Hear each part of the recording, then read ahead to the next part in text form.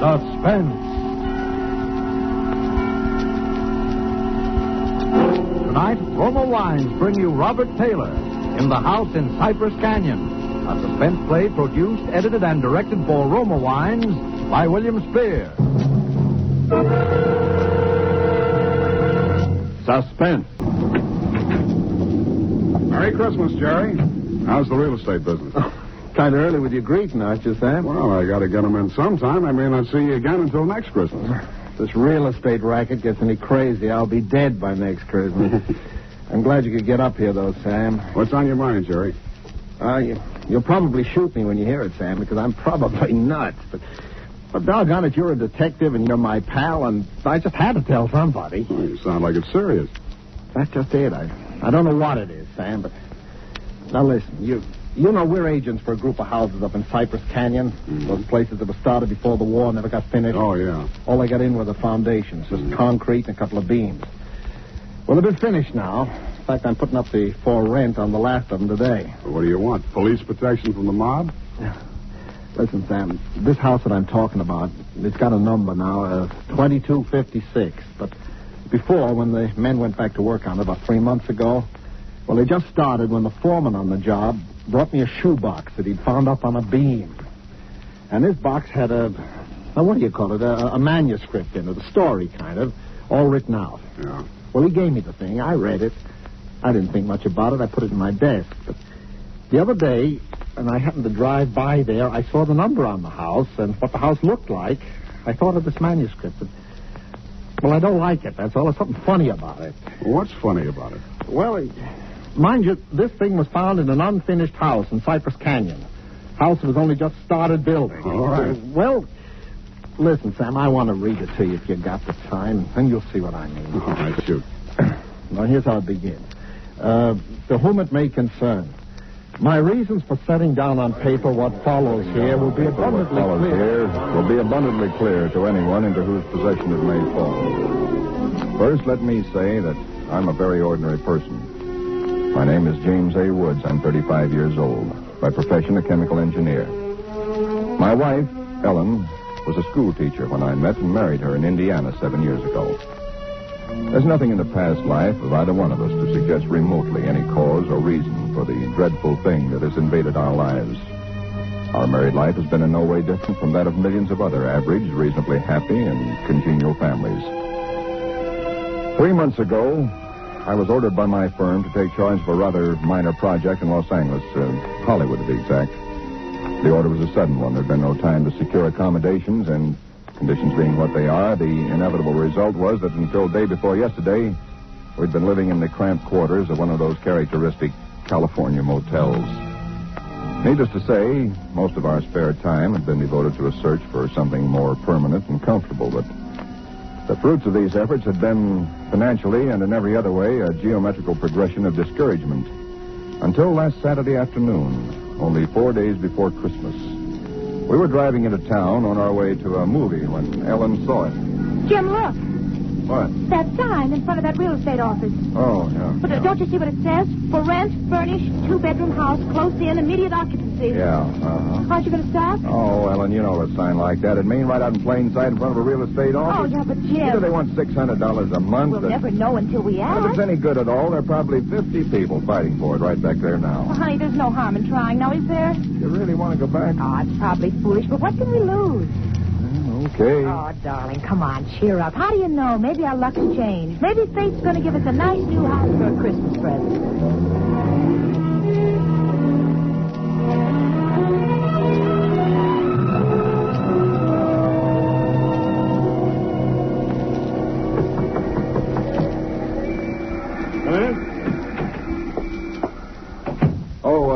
We're sorry to bother you, but we just happened to see that for rent sign outside. Oh, yeah, I hung it outside just this minute. Is the house available? Why, sure it is. Let me introduce myself. My name is James A. Woods, and this is my wife, Ellen. How do you do? Wow. Looks like it's fixing to rain. Yes, so it does, doesn't it?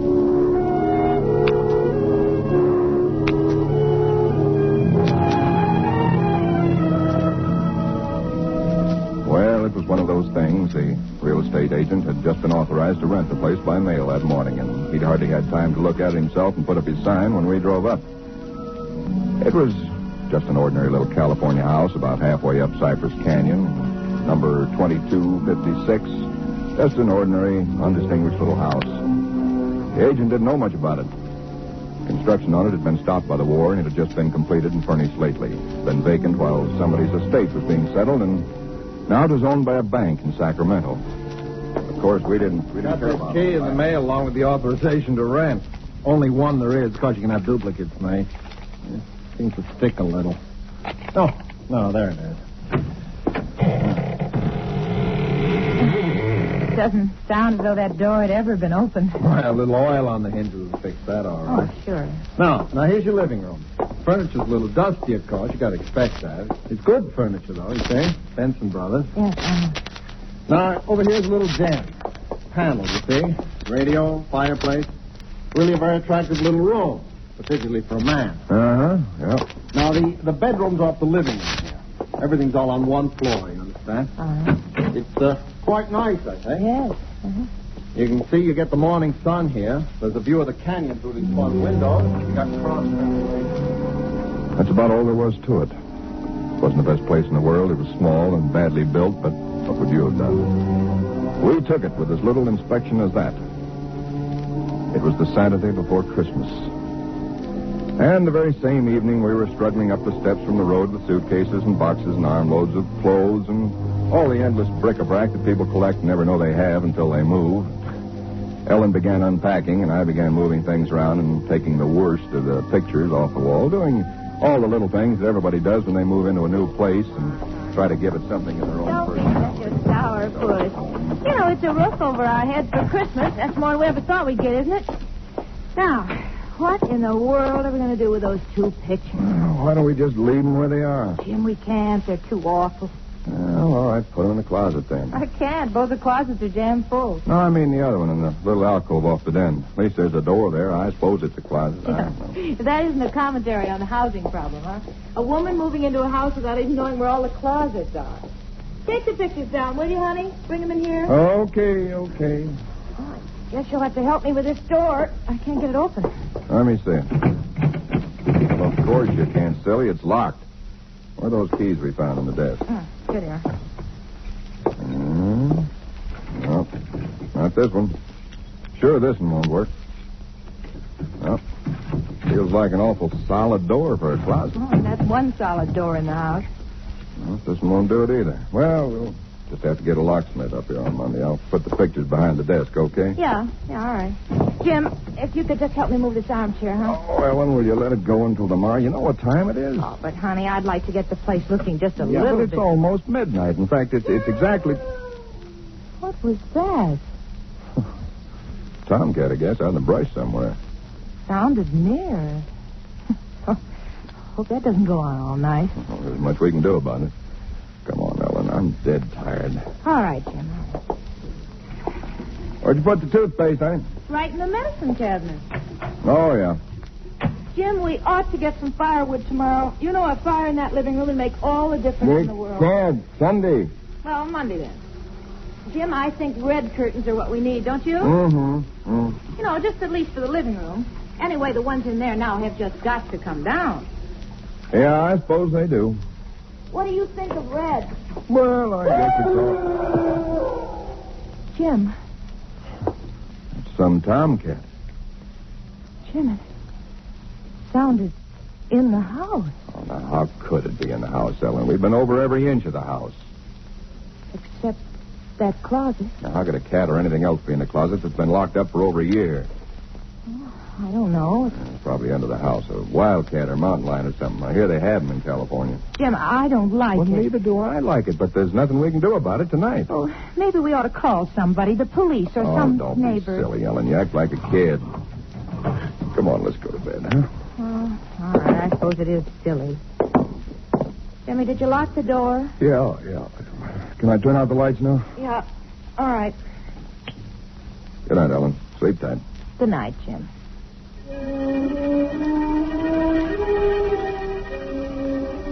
I don't know what time it was. Perhaps an hour, perhaps only a half hour later. My mind was in that hazy borderland between sleep and a dream that's still part of consciousness. Then I was awake. Ellen, are you all right? Yes. Did you nightmare or something? No. I heard it, too. Well, that didn't sound like any cat. Put on the light. Yeah. It seemed to be out there, Jim, in the house somewhere. I'm going to look into this. Jim, you be careful. Come on. Where's my shotgun? In the den, I think. Jim. What? There's something wet What? Wet? running from under the closet door. Sticky. Ellen, don't touch it. I had to. Jim, it's blood.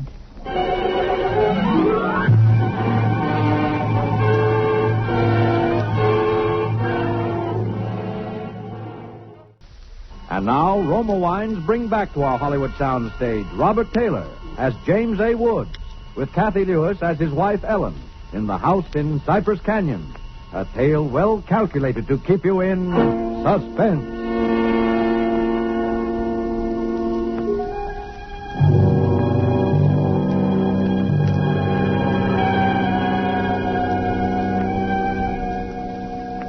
It cannot be too difficult to understand from the foregoing why I've taken the pains to set down in writing the events related here. To find in one's newly rented house a closet which cannot be opened is in itself certainly no great cause for alarm.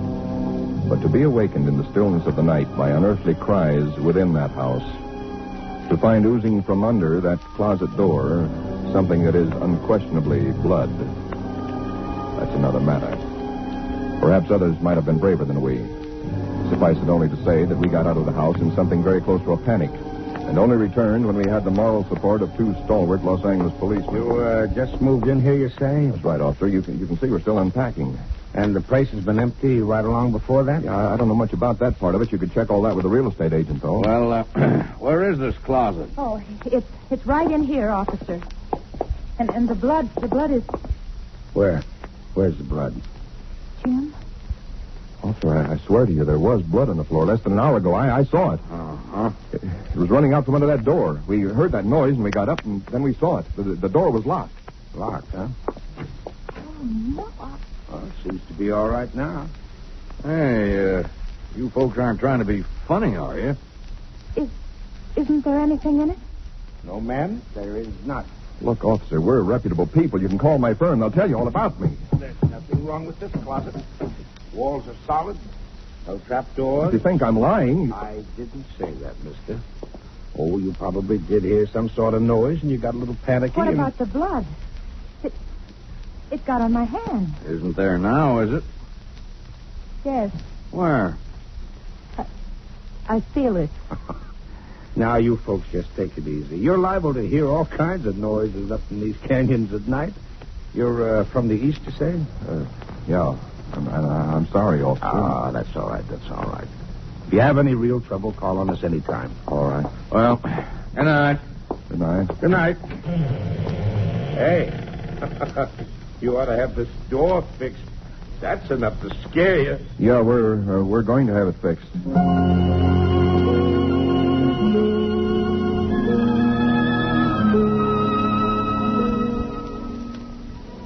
We didn't say much about it after that. There wasn't much that could be said.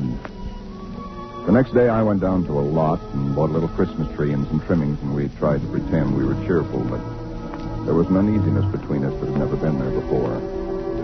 Ellen seemed tired and listless. Several times during the day, I noticed her washing her hands with a brush, scrubbing the one that had touched the blood. That night, we each took a sleeping pill and went to bed.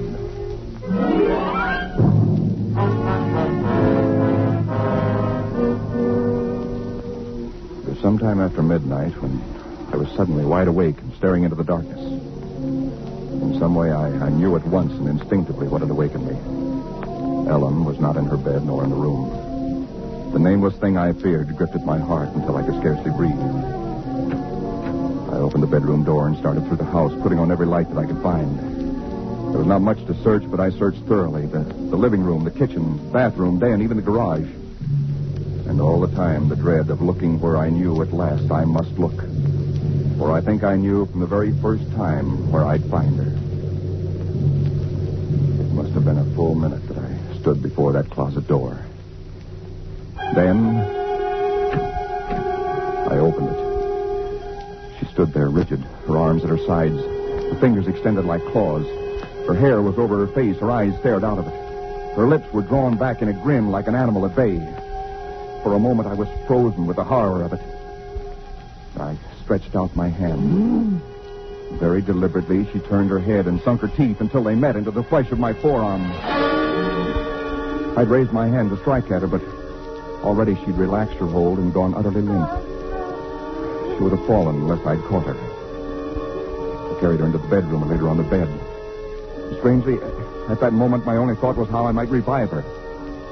Until I saw that it was not a faint, but a sleep that she'd fallen into. Sleep as deep and heavy as though she'd been drugged. And so I left her. But for me, that night, there was no sleep.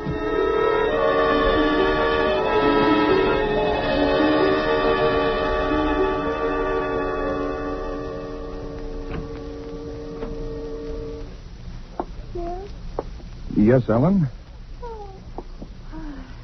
What are you doing up so early? Oh, I got a little restless. Went out to make some coffee. Oh. Oh, I had the most wonderful sleep. And I feel so rested. Do you? Mm-hmm. Jim. What? What's the matter with your arm? Oh, I just heard it. Oh, honey, it's terribly swollen. Let me see it. No, it's all right, Ellen. Oh, it isn't all right. You've got to see Dr. Wesley right away. Sure, I will. No, I now, will. you promised me, Jim, that you'll go the first thing this morning. How'd it happen? Oh, there was a dog. Dog? Yeah, I heard him trying to chew through the screen door. I went out to chase him away, and he bit me. Well, was all that racket and I didn't even wake up? No, Ellen, you didn't even wake up.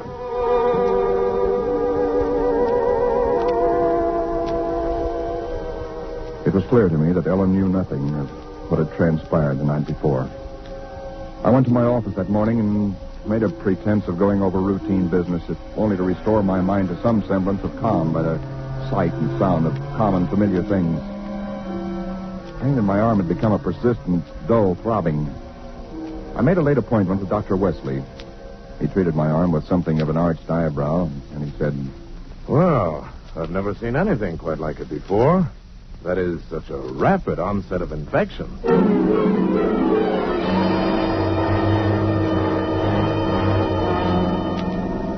It was dark when I left his office. I hadn't realized it was so late. Driving home, my car seemed sluggish until I saw the needle on the dashboard and realized that I was pushing it to the utmost of its speed. I was racing home to prevent something before it was too late, before the darkness had conspired against me. For somehow I already knew with certainty that it was the darkness and the night that I had to fear. The curves of the canyon seemed endless. And then the cold fear leaped up inside me. My house, too, was dark. I went slowly up the stone steps from the road, looking, praying for some sign of light or light. There was none. The house was empty. Ellen was gone. I looked with the same self-torturing thoroughness, and in that closet first of all, knowing as I did so that it was hopeless. And so, alone in that empty house, I waited, powerless and helpless now, deadened in thought and will, empty as the house itself, save only for the overwhelming sense of a terrible foreboding. Sometime in the early hours of the morning, I snapped on the radio, shortwave. Why? Surely a minor question now. I only know that I did. And then I heard it. Car 58, car 58, go to Laurel Canyon, the 4000 block. A report that a man has been injured or attacked. Condition thought to be critical. Ambulance will follow. That is all. I was there almost before the police, edging my way through the little crowd, staring down at the man lying there in his white uniform under the streetlight. Yeah, the milkman, poor guy. I heard him scream, but when I got here, he was just like this. All right, stand back, stand back. Please stand back. Well, you again. I heard it on the radio. I live just down the road. Yeah, I remember. What happened? Well, take a look. Maybe you can tell us. He was dead. And he was lying on his back. And his throat had been torn out, as though by the fangs of some wild animal.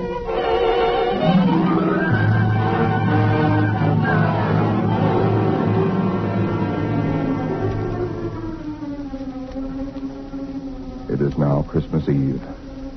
Or rather, Christmas morning, for it's a little after midnight. I've been waiting here in the stillness of this empty house for nearly 24 hours, waiting for the end.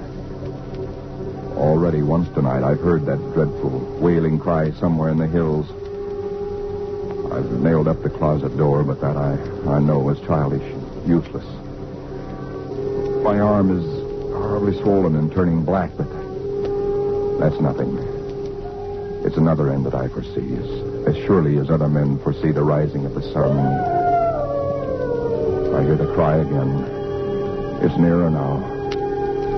I shall leave these notes in a sealed envelope and put it in a shoebox, in the hope that someone will give credence to these dark and terrible events, if indeed such nameless horrors can ever yield to mortal understanding. As for myself, I feel no longer any fear or even sorrow. Only a desire that the end and the thing that I must do may come soon.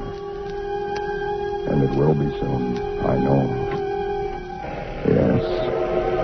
For there is someone at the door.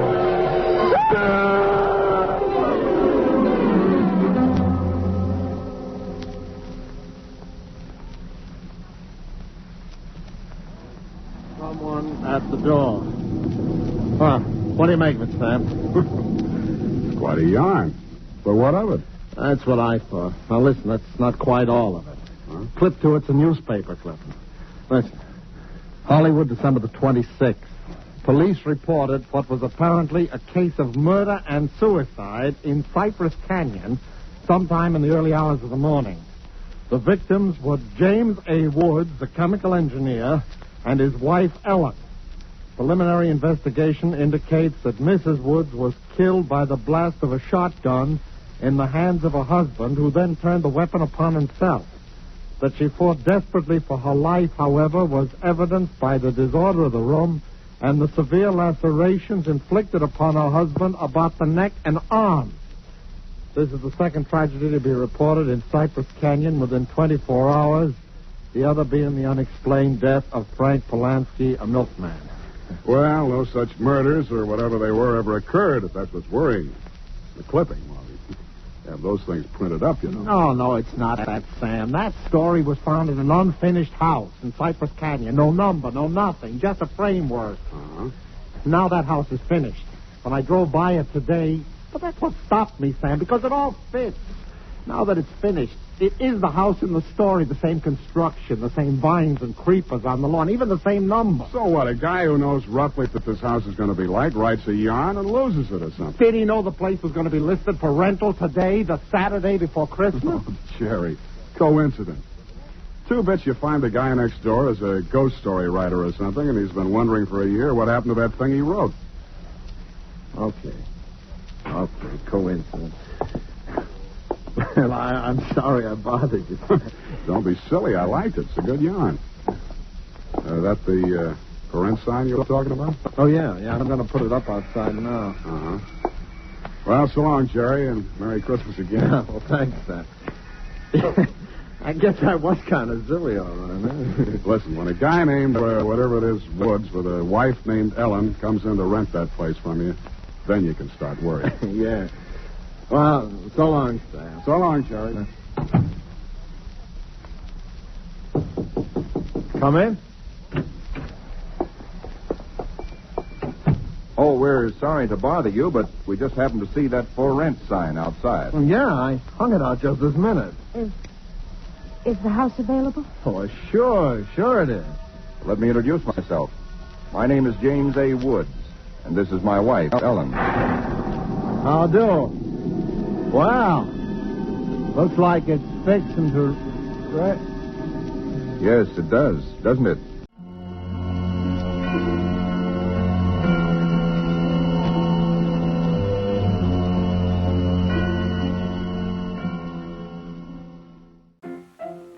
Let's all go to the lobby. Let's all go to the lobby. Let's all go to the lobby to get ourselves a treat.